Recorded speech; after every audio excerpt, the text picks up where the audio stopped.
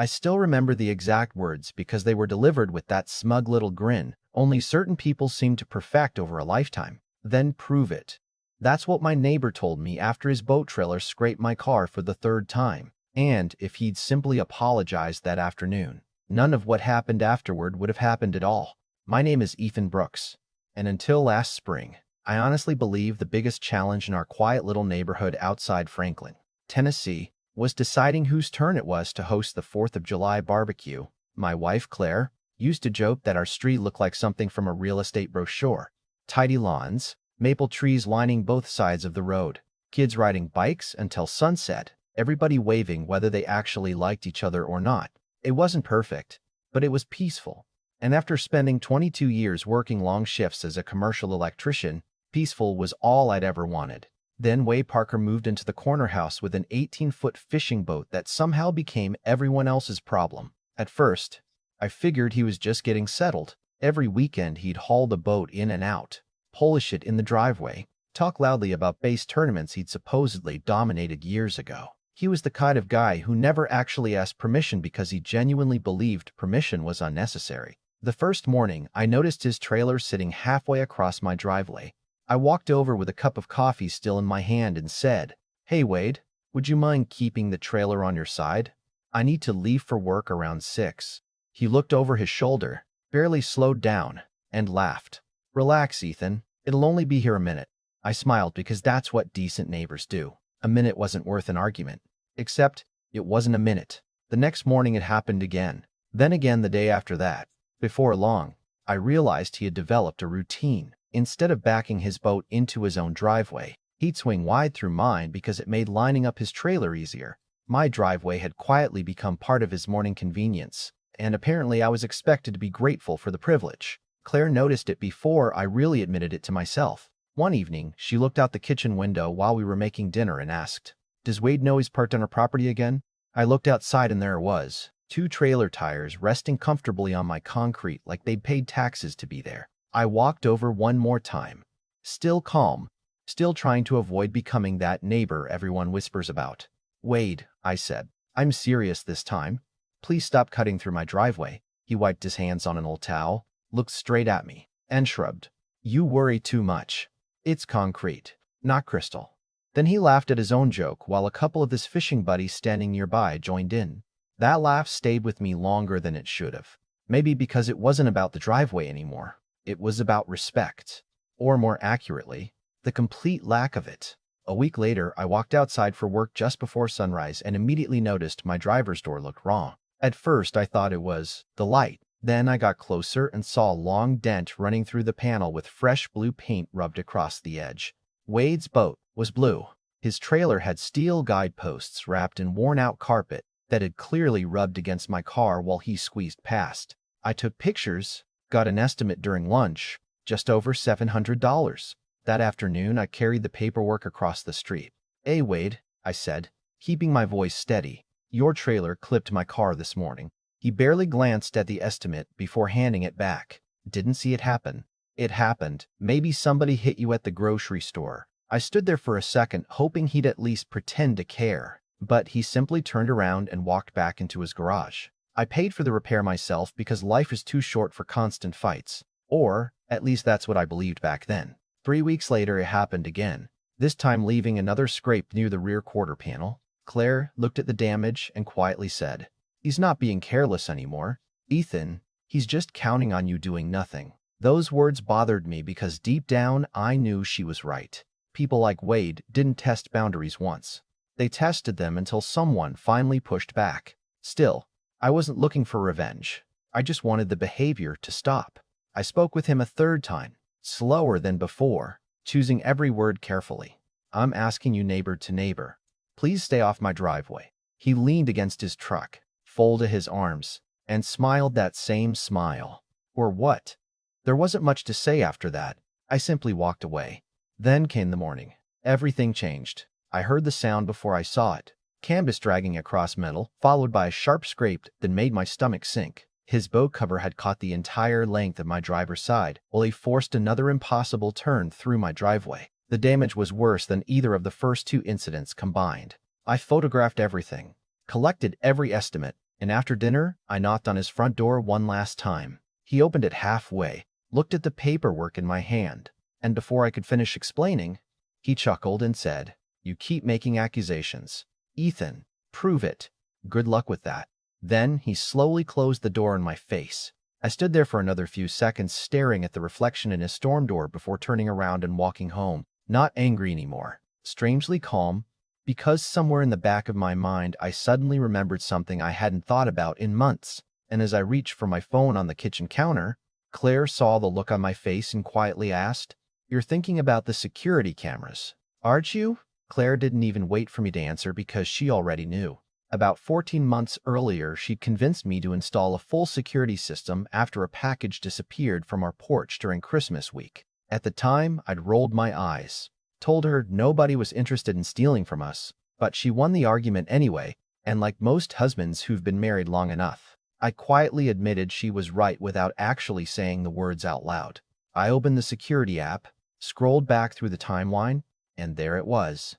Every morning, every single morning, motion alerts stacked on top of each other like pages in a diary. Wade backing his truck out. Wade swinging the trailer wide. Wade crossing onto my driveway. Wade stopping halfway across my property while he adjusted the boat. And then I saw the first impact. The timestamp was crystal clear. His trailer guide brushed against my driver's door before bouncing away. I stared at the screen for several seconds, then tapped backward. Another morning, another scrape, another angle, another timestamp. Claire quietly pulled up a chair beside me, and neither of us spoke for nearly half an hour. We just watched clip after clip, realizing this wasn't 3 incidents at all. It was a pattern, a habit, a choice.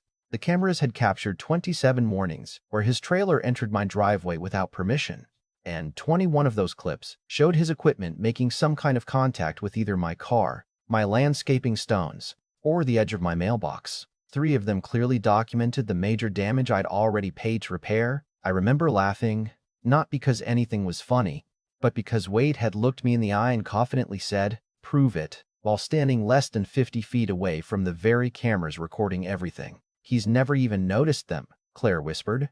"People stop seeing cameras after a while," I replied. "They only remember them when they need them."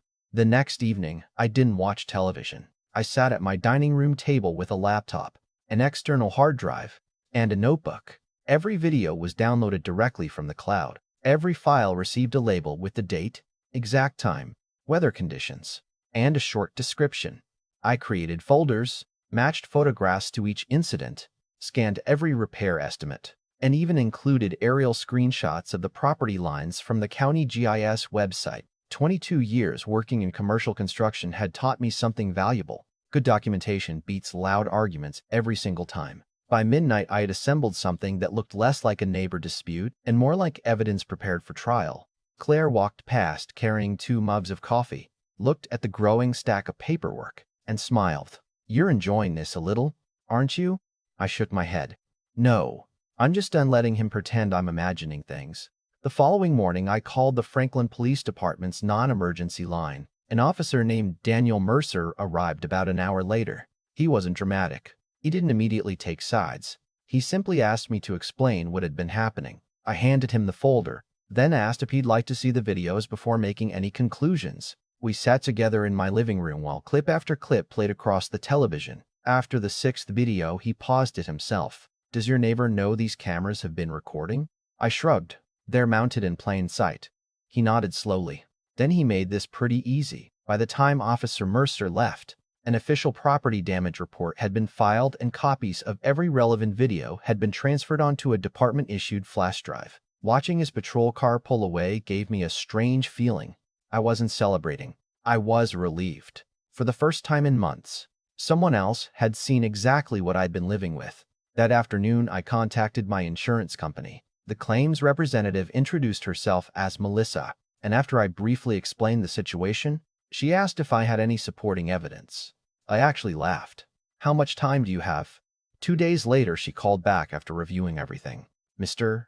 Brooks," she said, "I've been handling claims for 12 years. I've never received documentation this organized from a homeowner." She explained they would pay my repairs immediately, then pursue reimbursement directly from Wade's homeowner's insurance through subrogation. In other words, I didn't have to chase him anymore. Professionals would do it for me. That alone felt satisfying. But fate wasn't quite finished writing the story. While waiting for the insurance process to move forward, I happened to mention the situation to my older brother Ryan during Sunday dinner. Ryan worked as a city building inspector in another county, and after listening quietly for several minutes, he asked a simple question. Hold on, where exactly is he storing that boat every morning? On my driveway while he lines it up?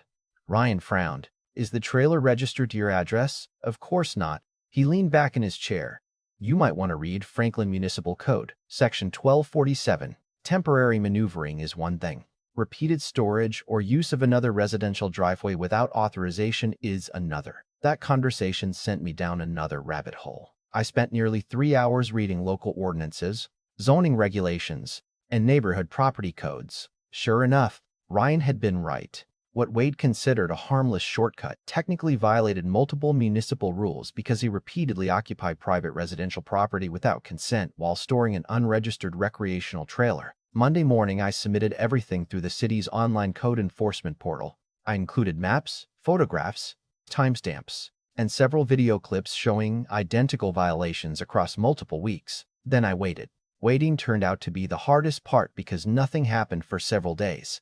Wade continued waving at neighbors, continued dragging his boat through my driveway, continued acting like the king of the street. Once, while I was mowing my lawn, he actually yelled across the road, "Looks like your car survived after all." A couple of neighbors laughed awkwardly before looking away. They weren't laughing because they thought it was funny. They were laughing because people hate uncomfortable silence. Claire squeezed my shoulder after he went inside. Don't react. I'm not going to. Good, because he already has. She smiled without understanding what I meant. 10 days after submitting the complaint, I came home from work and noticed a white city vehicle parked outside Wade's house. A code enforcement officer stood beside his driveway taking photographs while Wade argued loudly enough for half the neighborhood to hear. I couldn't make out every word, but I distinctly heard him shout, "Somebody's targeting me." The officer calmly continued writing. The next morning, another city envelope appeared in his mailbox.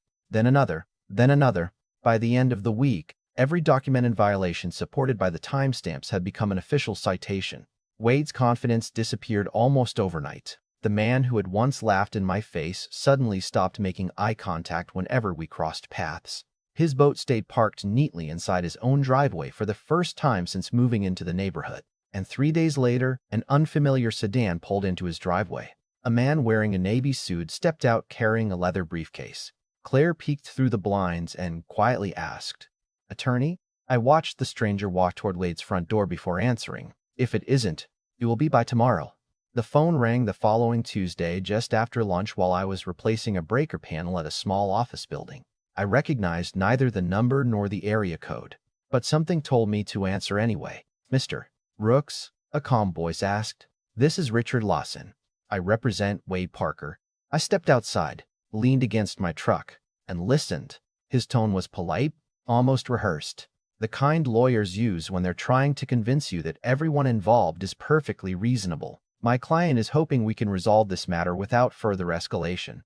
I looked across the parking lot and couldn't help smiling to myself. Escalation? I hadn't escalated anything. I had simply stopped arguing and started documenting. "What exactly does your client want?" I asked. There was a brief pause. "He'd appreciate it if you would consider withdrawing the municipal complaints." I laughed before I could stop myself. The city issued those citations, not me. Another pause. This one noticeably longer. "Perhaps we can discuss an agreement that satisfies both parties." I thanked him for calling, told him I'd think about it, and hung up. That evening, Claire found me sitting on the back patio watching the sun disappear behind the trees. "Well?" she asked. "He wants peace." She sat beside me. "Does he?" I shook my head. "No, he wants consequences to stop." There was a big difference between the two. Real peace starts with accountability. Consequences only become inconvenient after someone gets caught. 2 days later, my insurance adjuster called with an update. Wade's homeowner's insurance had officially accepted liability after reviewing the video evidence, photographs, police report, and repair documentation. They would reimburse every dollar of the damage I'd already paid out of pocket, then recover the money through their own process. More importantly, the representative casually mentioned something that almost made me spill my coffee. "Based on the claim history and documented negligence, it's very likely Mr. Parker's premiums will increase significantly during his next renewal. I thanked her and ended the call without saying another word. That wasn't revenge. That was simply how insurance works when someone repeatedly causes damage and refuses to accept responsibility. 3 evenings later, Richard Lawson called again. This time, he didn't waste time with formalities. My client is prepared to sign a written agreement. I'm listening. He'll permanently discontinue using your driveway. Good start. He'll reimburse your deductible and related expenses. Keep going. He'll also request that we resolve any remaining issues privately. I looked over at Claire, who was quietly pretending not to listen from across the kitchen. Then I answered with the only response that felt honest. I have 4 conditions. First, full reimbursement for every repair, not just the deductible. Second, a signed agreement prohibiting him, his guests, or anyone operating his equipment from entering my property for the next 3 years, unless I personally give permission. Third, a written apology acknowledging responsibility. Fourth, I stopped for a moment. The apology isn't for me.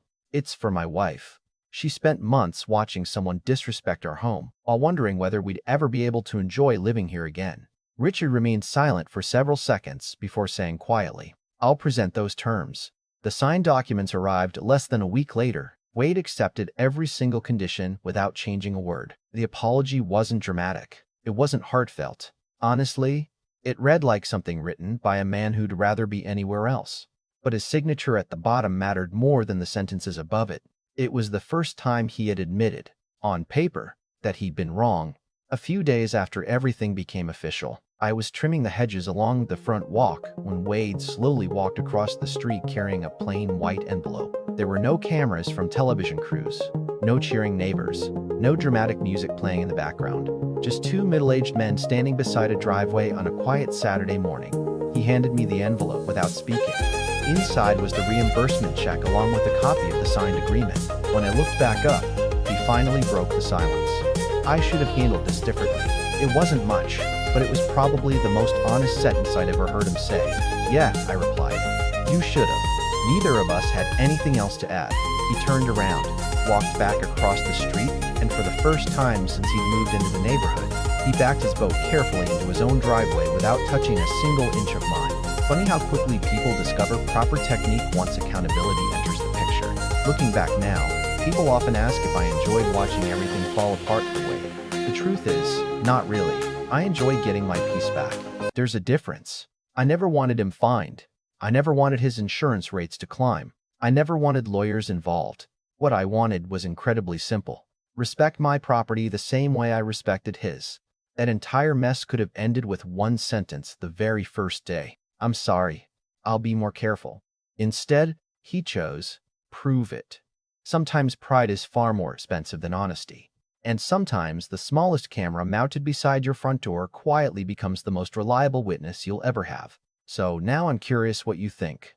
If you were in my position, would you have accepted his apology and dropped everything, or would you have followed through exactly the way I did? Let me know down in the comments, because stories like this always seem to split people right down the middle. And if you've ever had a neighbor who thought your kindness was weakness until the truth caught up with them, share your story too. I'd love to read it, and who knows, maybe your experience will remind someone else that doing the right thing is always easier than trying to explain away the wrong one.